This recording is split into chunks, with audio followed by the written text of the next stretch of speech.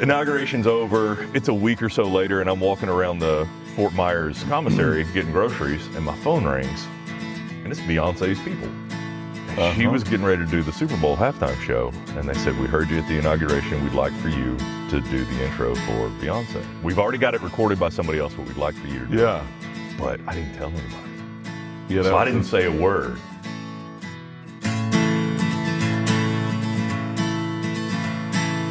Guide me, oh thou great Jehovah, pilgrim through this barren land. I am weak, but thou almighty, hold me with thy powerful hand. Bread of heaven, feed me till I want no more. Feed me till I want no more. Welcome to Still Singing. I'm Casey Armstrong, and as many of you guys know, I've had the opportunity to sing in a number of different ensembles, from universities to community choirs, professional ensembles, and professional quartets. Today, I'm going to introduce you to my good friend, Courtney Williams. Courtney and I met through a man named Glenn Draper, where Courtney was a Junaluska singer before I was. I took his place. He joined the Navy Sea Chanters. Anyway, I'm excited for you guys to meet Courtney today and hear what he's doing now here in Mount Pleasant, South Carolina with his lovely wife and kids. See you in a bit. When I tread the verge of Jordan, bid my anxious fears subside. Death of death and hell's destruction, land me safe on Canaan's side. Songs of praises, I will ever give to thee. I will ever give to thee.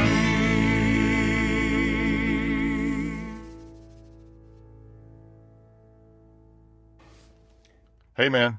How's it going? We did it. We did it. We did it. Thanks so much for letting me stop by your new place. I say new, relatively new place. Fairly new. Couple years, I guess. I don't know. Here in Mount Pleasant, South Carolina, man. It's great to have you. So remind me when you retired from the Navy band. So I retired in May of 2022. Okay, so May 22. And that was 27? 26. 26 years. Yeah, man. Yeah. Awesome. Yeah. It was How's a good it time. feel? Man, you miss the people, you miss some of the stuff, but retired is nice. It is, man. So tell me about the new job here in South Carolina and what's going on, man. Well, now that I'm retired from the Navy, I'm working two jobs. I'm a real estate agent here in the Mount Pleasant, Charleston area with the firm Real Estate Company. Okay. And then I've also recently become the executive director of an organization called Low Country Veterans Home. Oh, nice. And we have a house on James Island here in Charleston, and we provide transitional housing to homeless veterans. Oh, wow. Yeah, it's a really, really special job getting to help these guys that have had their struggles and help them get back on their feet and back into society again. Wow, man. Yeah, I didn't realize that. So is that fairly... It is. I got involved with the organization as a board member, and then just this year, the executive director stepped down and we needed somebody to fill the role. So I jumped in, and I've been drinking from a fire hose trying to learn the job. I bet, man. Yeah. That's a great service to those in need. You know, I mean, the VA is great. There's so many great outlets for veterans, but it's funny how some people can slip through the cracks. Yeah. We actually have a partnership with the VA. So we work really tightly with them to help these veterans out. So we provide the services that the VA can't. We get them off the street and into the shared living environment. Hopefully it's a 90-day program where we get them kind of stabilized, find them a job if they need it, help them make sure they're getting their benefits, and then get them back out into their own. It's a step to the self-sufficient kind of scenario. Exactly. Yeah, man. Well, good on you for that. So you and Stacy are here, and the boys, man, I heard them earlier. They hadn't made it downstairs yet. So tell me about these kids, man. So we got two boys, Raylan, who's 10, and Stone, who's 7. Stone is our little gentle giant. He and Raylan are about the same size, even though they're 3 years apart. But, we live here in Carolina Park in Mount Pleasant, and it is just a dream for kids. I mean, they ride their bikes to school most days. They get the freedom that we used to have as kids, and you kind of feel like you lost. Yeah. Yeah, so our neighborhood's cool for bikes, but then you get off our neighborhood road, it's like there's no shoulders, there's no sidewalks, S-curves everywhere. They have to cross a fairly busy street to get from the neighborhood to the school. Yeah. But they have crossing guards sitting there every morning and every afternoon. Perfect. So we actually found this place back in 2017. Stacy and I came down here on an anniversary trip. By Sunday, we were looking at open houses in this neighborhood. And we were like, hey, when I retire, this is where we're coming. This is it. Yeah. And just driving in here, it's a bob and weave through the neighborhood, and it's beautiful. We've got the lakes and the sidewalks, of course. It's great, man. Yeah, it's a really special Congratulations on this, man. This is great. So, I know you grew up in Tennessee. I've met your folks through the years, but tell me how you found music, or how did music find you, or, tell me about that journey. So, I grew up singing in the church, but I was raised Church of Christ, so singing was ensemble, congregational, a cappella. Right. But there was a guy that went to church with me that sang bass in a barbershop quartet. And even as a kid, that's what I wanted to do. I wanted to sing bass. Yes. And so I would always sit near him and try to sing like him. And I think he was a doctor or a dentist or something. It was his trade, but he enjoyed singing. So did that. And then when I got into middle school, I started playing trumpet in the band. Yes. And enjoyed that. And then I went to a tiny little school. It was in Greenbrier, Tennessee. And there was a new band director that came in, and he was responsible for the middle school and the high school and the chorus. Wow. Yes. Yeah. It was a lot. And there hadn't really been much of a chorus. So he was trying to build that program up in the high school, and he didn't have enough guys. So in 7th grade, I started singing with the high school choir. And really, that was when I fell in love with singing. Had your voice changed yet in 7th grade? I don't know if you and I have ever talked about this. My voice was always kind of low, even as a kid. Okay. But it just dropped. And when you meet Raylan, you'll hear it, because he's got the same thing. Like at 10 years old, he's got some gravel. So I didn't have the real low down stuff at that point. But you were already singing baritone bass. Yeah. Okay. So obviously your music teachers found you. You grew up singing Church of Christ. Everybody's just kind of involved. Yeah. And you had your mentor through church. Okay. Yeah, that's cool, because I don't think I've ever asked that, because I think you're like me, like my parents, they can sing melody. I mean, they can sing along, but they weren't in the choir. And my dad will tell you he can't sing anything. So Yeah, my dad's like, I can only play the radio, that whole thing. Yeah. Well, my dad sings low lead. Like, he'll sing everything down the octave. Hey, that's a good spot to be in. I love it. All right, man. So I see you're wearing your UT orange it's game today. Day. It's game day. Because you spent some time at UT. I did. It sounds like prison. Like, you spent some time. I did my time there. Yeah. So tell me, how did they find you? Or So I guess the summer between my sophomore and junior year in high school, I was lucky enough to be selected to go to Tennessee's Governor's School. Okay. At MTSU. And while I was there, one of the voice teachers was Lynn Helding, who was a professor at Vanderbilt. Okay. So then once I got out of Governor's School, I'm back in Greenbrier. Well, Greenbrier's 45 minutes from downtown Nashville. Yes, right. So I got a scholarship to go to Vanderbilt for pre-college voice lessons and theory classes. Oh, wow. 2 days a week, my junior and senior year. So it was great. A fantastic opportunity. Absolutely. But as I was getting ready to graduate, Miss Helding decided she was moving to a different school. I don't remember where she was going, but wherever it was, I wasn't interested in following her. So I auditioned at MTSU, Austin P, and UT. Okay. And I wound up getting a scholarship at UT and went there, but it was an opera-based scholarship. Yeah. And I figured out pretty quickly that opera was not where my heart was. Right. I agree, man. I know you hear it as much, if not more than I do, but people are like, man, you should sing opera. And I tell them, I'm like, I sing just enough opera to know that I don't want to sing opera for a living. Man, when I hear somebody really doing it well, it's so impressive. And I am so blown away by that level of talent and commitment that it takes to do that well. But it just doesn't speak to me personally. Like, I enjoy listening to it, but it's not something I want to pursue. Right. I tell some people that, I don't do it because I'm too lazy, but it requires a lot that goes into it before anybody sees the final product. Yeah. And so maybe early on it might have been a time thing for me, but I'm with you. It wasn't calling me. It just wasn't calling me. But while I was there, I was studying with George Bitzis. Right. Who was one of the original Junaluska singers. That's right. So the quartet. Right. So that's where I found out about Glenn and Junaluska. Yes. That makes sense. Yeah. Talking about basic training for... That's everything. That's opened up the whole road to everything else that came. So I got to jump back and tell you how I got involved with Glenn, because I got a call from Glenn too. Right. And he wanted me to sing for him, and I was in Nashville. Like, I wasn't going to go to Chattanooga or whatever. So I wound up meeting Jim Brogan in the parking lot of I don't even remember where it was, and just sang for him in his Camry, and he signed off on me and told Glenn I was good enough to come be a Jim Lesko singer. So y'all met on 40 probably somewhere? I don't remember where it was now, Probably. but I think it was a green Camry. And he and I just sat in his car and talked, because I had no idea what late Jim Lesko was. Mm-hmm. And I remember him saying, "Have you seen Dirty Dancing? It's kind of like that." You're like, sold. I'm like, let's go. Oh, gosh. All right. Yeah, this is all coming together. Was Dee Dee in the car? No, she wasn't in the car. Okay, so Dee Dee always claims, like, well, we got Courtney. I mean, that's true. That was, yeah. I think I talked to Dee Dee. I think she set up the meet with Gemini. Yeah. Yeah. By the way, Kara's working at Brogan Financial right now. Oh, that's great. So she started there this summer. That's awesome. Working over there. Can you imagine?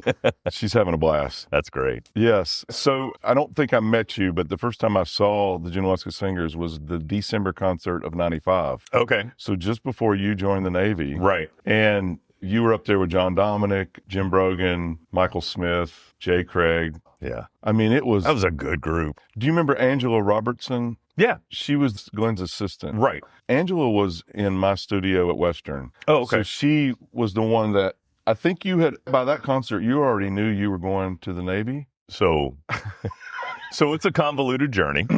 Yeah. So like I mentioned, I realized at UT that opera wasn't for me. And so I left UT and I went back home and started working just a retail job, trying to figure out what was next. And what I kind of thought was next for me was a military career of some sort. Right. You know, and what I had done was I had dipped into the Marine Corps and was getting ready to go to the Marine Corps. My plan at that point was to do 4 years, get my GI Bill, go to school, figure out what I was going to be when I grew up type thing. And then somewhere between that December concert and January of '96, I was singing at a church in Nashville, and one of the Sea Chanters had sung there when she was a graduate student at Vandy. Okay. So the Sea Chanters were looking for a second bass. She called back to the choir director and said, "Do you know anybody that might fit?" And so the choir director was like, "Oddly, yes, I do." So I got cold called. I was working a retail job in Rivergate Mall, and I got a call at the mall from one of the Sea Chanters. And at that point, I knew about the singing sergeants. I'd never heard of any of the other military choruses. So I jumped on a plane, flew to D.C. and auditioned for the job. And then I had to get out of my commitment to the Marine Corps. Oh, wow. Yeah. Yeah. Okay. So was that tricky? It was a little hairy. Yeah. You know, at the time, I didn't know much about military structure to begin with, but I had to go sit down with a Marine major who was head of recruiting for the Nashville area, and he looked me in the eye and said, "I'm not in the business of recruiting for the Navy. You made a commitment. I expect you to live up to it." And I talked to some other folks and got some good counsel, and we found a way to get me out of that commitment. Yeah. And I was able to go into the Navy. All right. Man, okay. I now remember you telling me about you were on track to go into the Marine Corps. Yeah. But I had forgotten about that little detail. Man, yeah, that would be kind of tricky. I mean, I know how MEPS and recruiters and all that was so intimidating. I went through it twice, you know. Right. Okay, at that Christmas concert, when I first saw you guys, you thought you were going to the Marine Corps. Right. So the reason she invited me was because she knew you were leaving. Right. And was like, "Hey, come check this group out. Glenn's going to need a new bass this summer, blah, blah, blah, whatever." But here's the truth. I came and watched that concert. I said hi to Angela. She did introduce me to Glenn. And I remember telling Glenn, "This was incredible. I have no business being a part of it." Oh, that's crazy. I was like, I can't do this. I mean, I showed up by myself. I mean, it was only 20 minutes from Western or whatever. Right. I showed up to the concert, sat between two older ladies. I mean, it was the lake. It was the lake. And I was just like, holy crap. You know, you weren't using any music. Everything was memorized. Yeah. And so I loved it, but I was intimidated. I was like, there's no way I could do this because I was fairly new. I did the trumpet playing vocal switch at 19. Right, in college, right. I was still just so green. I was like, man, I can't do this. So I told Glenn, I was like, "Hey, listen, I really appreciate the invite. Thanks for the ticket. I just don't see that." I mean, and I walked away like, that's not an option. Right. And so fast forward, you had already been swept up by the Navy by that time. And then I think in March or April, he called me and was like, "Hey, come sing for me." And I was like, So the rest is history. But okay, that answers a lot of questions. I'm glad to learn some of this, and anybody that's watching will appreciate that too. So you came down to visit in the summer of '96, probably a long weekend or something.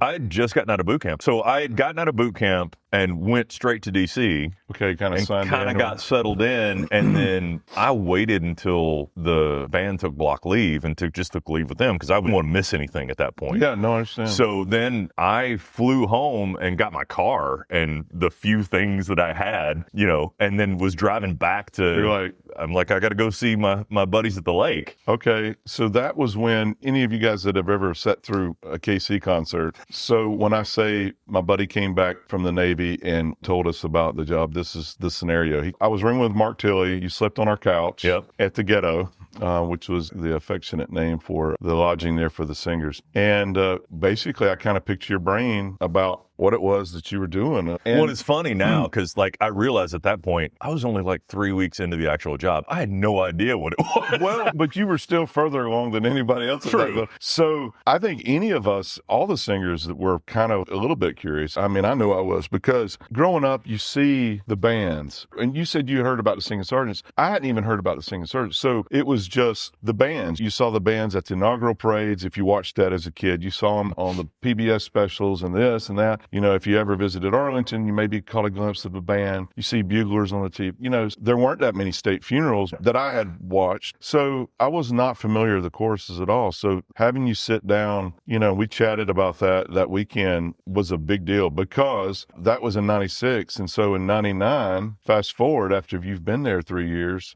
I called you up and was like, hey man, what's going on? Are there any openings? Anybody got an opening? And at that time, you were like, Singing Sergeants need somebody. So I came up and auditioned for that job, and the rest is history there too. So, by the way, I went to the 80th anniversary of the Singing Sergeants. I saw that being advertised as upcoming. That's great that you got to go. So what happened with the shutdown, the singers showed up, out of uniform, volunteered. I think all but, I don't know, maybe 4 or 5 were able to be there. And so they sounded, gosh, all the groups are I'm so glad I'm not auditioning to try to win one of those jobs now. Man. They're it's so, it's just so good. Yeah. It's so good and clean. And the new group sounds great. I've heard the Sea Chanters recently. They're killing it. The Army Chorus is now mixed. Right. And it looks like they're close to being balanced. I mean, they hired quick. That's great. They were able to go over strength. And so, Soldiers Chorus is doing great stuff. Do you know that the field band has 2 rappers? I did see that. I haven't heard them. I've heard one thing. It was very brief. I think I saw it on social media somewhere. I guess I will say this. The field band was like the first to do these new social media things. Yeah. They were cutting edge, man. Yeah. All the rest of us were like, oh, well, crap. I don't know if we can do that. But, it's just been so fun to watch these bands adapt to the new, whatever it is. And I'm with you, man. I'm like, thank goodness I auditioned when I did. Yeah, because I'm glad I'm retired. So that's how, this guy's the one that just came back and slept on my couch and told me about the military courses. But anyway, so during your career with the Navy, you were in the Sea Chanters first, of course. Yeah. And then at some point, when did you switch over to the concert band, solo announcer? It was right around the same time that you made the switch to the Army. Because I remember I had just found out that I had won the spot to become the announcer for the concert band and soloist for the concert band. And you called me up and said, hey man, Army Chorus has got an opening for a lowdown. Are you going to go for it? I think I might do it. And I was like, no, I just got this new opportunity. I'm going to stick with where I am. And I was like, okay, good. Okay, good. So 2004, okay, so that was about 8 years in? Yeah, it was early 2004. So I think I did my last official gig with the Sea Chanters, the holiday concert of 2003. Okay. And then in January of 2004, started with the concert band. That was a lot. So you're soloing with the band, you're announcing every concert, and you're also producing the tours, right? Or part of the team? Or I was part of the team. I advanced some of the tours at that time. I was also, at that time, running production for the band. That was one of my collateral duties, was setting up those big shows. Throughout the year? So the 4th of July, Navy birthday, holiday shows. All right. I had a lot of support with that. But that was one of the things that they were like, well, here's your opportunity, and here's some of the things that go along with it. Oh, by the way, Yes. Okay, so one of the things that we all were in love with was when you got the opportunity to be the voice of the inaugurals. Yeah. obviously you're doing all these concerts. Did somebody hear you, or was it, how did the inaugural team find you? Okay. I was doing the concerts for sure, but one of the other things that I started doing in that announcing job was I was announcing a lot of the higher level ceremonies for the Navy side of things. So anytime our Chief of Naval Operations, I think Army Chief of Staff, is that what you guys? Yeah. Anytime their counterpart from another country would come visit, we would do ceremonies for them, and I would always announce those. And through that, there was a 1-star that was the commandant of Naval District Washington, who then went on the inaugural committee. And so I did 4 inaugurations. Every one of them was different as far as how I got involved. But this first one, they said, we need an announcer. And he said, I have a guy. And I just got the call and said, you're going to do this. Tell me, was that a Bush or was that Obama? That was Obama's first. Obama's first. Okay. All right. So that was your first of 4. Yes. Wow. So then for Obama's second, they had each service send somebody to audition. So we all went to the Capitol and did an audition. And then there was another one where it was just more of a, hey, you did this last time, come back. Okay, yeah. And then, of course, the last one I did was Biden, and that was just a weird one because it was in the middle of COVID and everything was strange. And so we're all back home watching and listening, because it depends on what station you're watching. So many people talked over, but we're all listening and just thinking, man, we're glad we're not having to announce all those different names and stuff. Did you have to do your own research, or were you coached on any of those? So there was always somebody from the Senate, one of the staffers, that was very connected. And as you might expect, we had a lot of rehearsals going up to that. Right. Thing. But I remember the first one. The craziness of the first one was I had this huge script, and I was standing right by the door that all the dignitaries would walk through. But the command post, the people running the actual inaugural, were in a conference room just off of that. So they couldn't see who was coming down the hallway. So I've got a talkback mic with them, and then I've got my record mic. Either the Marine band's playing or they're playing piped in music, but either way it's being amplified. And the people weren't coming in the right order. And so I would be on the talkback mic going, hey, we're jumping to this house. I'm going to announce in 5, 4, 3, jump on my other mic, ladies and gentlemen. Like, it was nutty. Dude. But then, once I got, at that point, President-elect Obama announced to the dais, I was kind of done. So I got to go into the command post, which was overlooking the dais where they were swearing him in. And I could see all the way down the mall. I was watching camera flashes going off by the Washington Monument. I'm like, I don't know what they're taking a picture of, but it is so cool to see. Felt like Forrest Gump, didn't That's you? right. Like, I've done just enough live announcing to know that I can do it, sort of. In the low stress. So did you just fall apart? Like at some point when you were back home and you take your belt off and, just like, so did it ever hit like that? Or? One of those funny things, at that time, I was single. I was living on a boat on the waterfront in D.C. I remember that. And the way I got to the Capitol, so I met everybody at Fort McNair at like 2 a.m, and we rode over to the Capitol at I think our report time was 3 or 3:30 or something like that. And I didn't make my first announcement until I think 10 o'clock. Yes. So I'm just sitting in the Capitol, and we're in full dress uniform. In January, it was cold. And so I sat around for hours and hours and hours waiting to go. And then it was go time, and it was like 2 hours of just intense. Yeah. And then also at that point, I was announcing the inaugural luncheon, which happens in the Rotunda as well, in the Capitol anyway. So I did that, and then we're done. But the command post guys have to get to the parade. So they left and went to the parade. I didn't have a ride. So I walked from the Capitol in uniform back to the boat. Or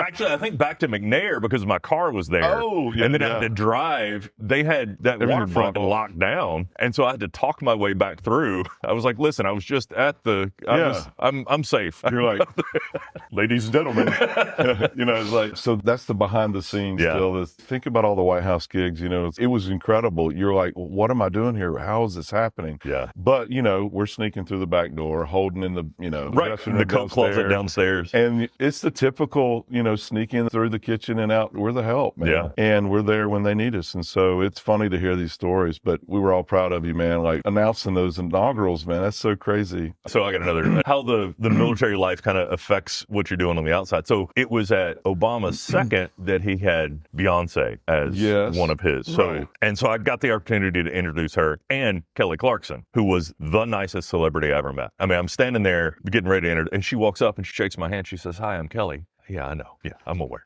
Which is funny because at the time, my dad was her postman. And I didn't think to even bring it up. Oh. Because she was living in Nashville at that point, or Hendersonville, and so Dad was her postman. But inauguration's over. It's a week or so later, and I'm walking around the Fort Myers commissary getting groceries, and my phone rings, and it's Beyonce's people. She was getting ready to do the Super Bowl halftime show, and they said, "We heard you at the inauguration. We'd like for you to do the intro for Beyonce. We've already got it recorded by somebody else, but we'd like for you to do it." Yeah. That'd be amazing. Yes. And that wasn't a Navy gig. I got paid for that one. I mean, not that I Right. didn't get paid for the Navy stuff. So I was like, great, let's do that. So it wasn't a live announce. I went to a studio and pre-recorded it, had conferenced in with them in California or whatever. But I didn't tell anybody because they'd already said that they had somebody else doing it. I'm like, what if I tell everybody and then they pull me? Right. Yeah. So I didn't say a word. And it just happened that the next day was a Navy band weigh-in. And so Stacy and I are sitting on the couch. I didn't have any Super Bowl food. I didn't have anything except for water because I had to weigh in the next morning and waiting to hear if it was me on the announce. And it was super cool to see. And then my phone blew up, but it was a lot of fun. Everybody's like, "Was that you?" You're like, "Yes." No, that was a good call, man, because it could have been. You never know what's going to happen. Yeah, when they've got options. Man, yeah, that's awesome. I did the joint service Super Bowl 48 with Renee Fleming. Right. I did not do Super Bowl 50 in California. There was another joint one. There was just a conflict with me, and I wasn't able to volunteer for that. But there's some just crazy moments. So we may have already answered this question. Sure. But what comes to mind when you think highlights? What would be like, let's just say top 3, if you can even do that? Man, so the things that I really remember. So I was still in the Sea Chanters when the movie Pearl Harbor premiered. Yes. They did that premiere on the deck of the USS Stennis at the pier at Pearl. So the Sea Chanters got to fly to Hawaii, sing for that premiere on the deck of that ship. We didn't get to watch the movie. They took us down below decks for the actual movie part. But I mean, that was a super cool experience. And that was my first and only time in Hawaii, and to be able to see the memorial there was incredible. Was amazing. Obviously, the inaugurations were such a unique experience. And then from day one until my very last concert, it always touched me at the end to do the Armed Forces medley and watch those folks stand up with such pride for what their family had done and the sacrifices they had made. Like I'm getting chills right now just thinking about it. No, I've mentioned this before. It's so easy for us to go on cruise control, as a soloist or in ensembles, and on the last patriotic set of the concerts that we would always do. But you're right. It's like each night you see them jump to their feet, even if they're not able. It's like, man, all of a sudden it's like this energy comes into these guys and these families, and they're proud of that service. You're right, man. I agree with you. It's shot in the arm that we all need by the end of those concerts. And something good about being on a stage when you can't see the audience. I like going back to the shows. I think that's a big thing. But man, our gigs, I like to be in in the gymatoriums where you could see. Man, a gym job could be just what you needed. When a tour was starting to drag on a little bit, and you get a good gym job with a crowd that's rowdy, and it would hype you right back up. To be able to see, the feedback. Yeah. To be able to receive the feedback from it. And that's always big. I love to feed off of that versus not being able to see. So one of the things that I want to do with, especially the military contacts I've made through the years, the 3 reasons that the bands and choruses exist, right? It's number 1 is to honor the fallen. Especially the DC band. That's your primary mission. Is doing those funerals at Arlington. Right. Then number 2 is esprit de corps, which is supporting those that are still serving, whether it's through a rock band on a deployment or whether it's through getting them amped up at a ceremony on post. And that second one is kind of rarer for us in DC. For sure. Yes, there's always active military in our audiences typically, but it's rare that that's our specific target audience. But number 3 is important, is to bridge the gap between the general public and that frontline soldier, airman, sailor. And I tell people, it's not for us to have the answer.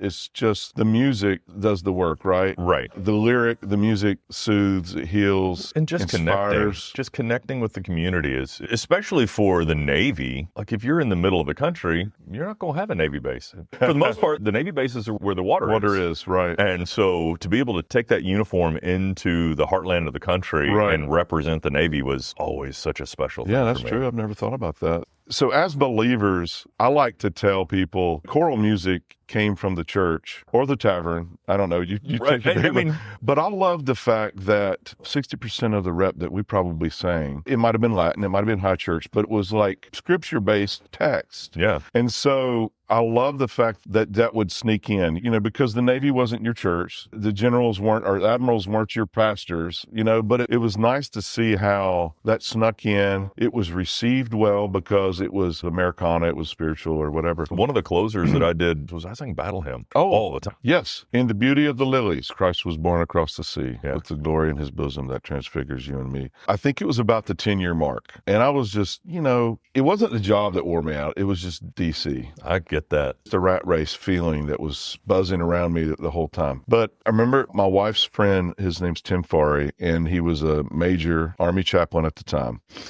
And we crossed paths at a gig, and we were talking afterwards, and I was like, traffic, I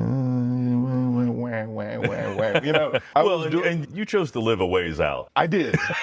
That's another podcast. No, but so I was doing this. He was like, how's it going? I love the job, but I was feeling a tug to be in a ministry. Yeah. I was always a weekend warrior. Absolutely, you were. But I was feeling that tug like, I'm going to do it. And he reminded me, he says, you guys, through song, get to sing more Jesus than I do as a chaplain. Yeah. He says, I get an hour a week at the pulpit to preach my gospel. The rest of the week, I'm a counselor. Right. Because the Army is everything. The Navy is everything as far as faiths and beliefs. Kudos to those chaplains that have to yield to those restrictions. But it's still a ministry to all those that come to them. Don't get me wrong. It's still a great thing. He just reminded me that what you're doing makes a difference. A ministry. Yeah. Whether it's called that or not, it is. It's healing, it's mending, it's soothing, it's calming, it's inspiring, it's all that through music to these people that need to hear it. Yeah. Well, and then we got the chance to form Brethren and do that. Oh, yes. Then there's we Brethren. haven't even gotten into that. I know. We're close on time, but two of the things that I loved through the years, Courtney, was we got to do one Glenn Draper recording. Yep. It was like an 05, I think. I remember we did one recording session, ended up to like 2 CDs. Right. Like, I mean, that's how Glenn works. Yeah, he does like 80 songs. And we got 20 minutes. Let's get 4 songs done. Let's go. But that was an experience because we had both done plenty of sessions separately. We've both done sessions with Bill Dixon. Bill Dixon. I tell everybody, Bill is who taught me how to be a choral bass. Dude. I learned more in that first recording session with him than I had in years of singing. I know. Did you see his posts where he does the little guitar shout outs and stuff? Gosh, he's a trip. He's still got it. I want to do a session, man. Even if I go to him, I was like, we need to do it. Anyway, so we did one with Glenn, SATB recording session. There was some good stuff we got to do on that. And then we did at least 2 of the Brethren projects. Yeah. Maybe 3. I don't remember specifically Christmas, now. How Sweet the Sound, Patriot 3. Yeah, 3. So we got to do those. Of course, we also had our buddy Greg Lowry in there. We had Andre. Mike Webb was there with us for some of those. Yes, Mike Webb. Yes. He's a pilot now. Yes, I've been seeing that. Well, I know he got his license before he got out. Yeah, he did, but now he's flying commercial. Oh, gosh. Dude, that's so crazy. I love that. I love hearing those stories. But anyway, those sessions were really fun to be beside you and sing with you on those, man, because, even though we were both in D.C., we overlapped for 20 years. Yes. Short of the handful of jobs. We didn't sing a whole lot. It was always like, hey, man, what's up? Or, one of my favorite memories, it was me, you, and Greg. And we got hired in Fairfax Choral Society. Yes. And they were doing the Chesnikoff, I think. Yes. And they had been recording and whatever, and they just came in and plopped us in to sing this low stuff. And there's probably, 150 people in that At chorus? least. And we did the first take, and they're like, second basses are too loud. I'm like, we are in the basement.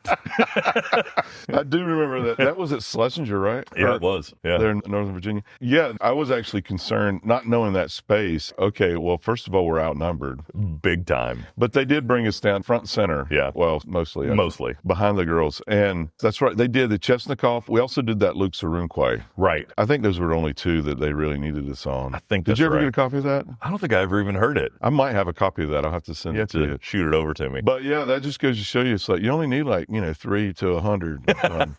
Well, I always feel like maybe it's because we both kind of grew up in the same region. It's kind of like when you hear a family sing together, their accents kind of match, and it really helps with those harmonies. I always felt like you and I had such a... We became one. Right, that's it. We complement each other really well. Absolutely. I agree, man. It was some great sessions. It was great fun. to sing with you. And I really appreciate you squeezing this in, and I'm glad it worked out. So happy to see you. Before we we wrap up here, I got a present for you. All right. Now, I wanted to call this podcast Just Keep Singing. Okay. But it was already taken. So the podcast is called Still Singing, but You got this is Just for Keep you. Singing. I because- love it, brother. I Thanks so hope much. You're welcome, man. Thanks again, buddy. Yeah. I'm Courtney Williams, and I'm still singing.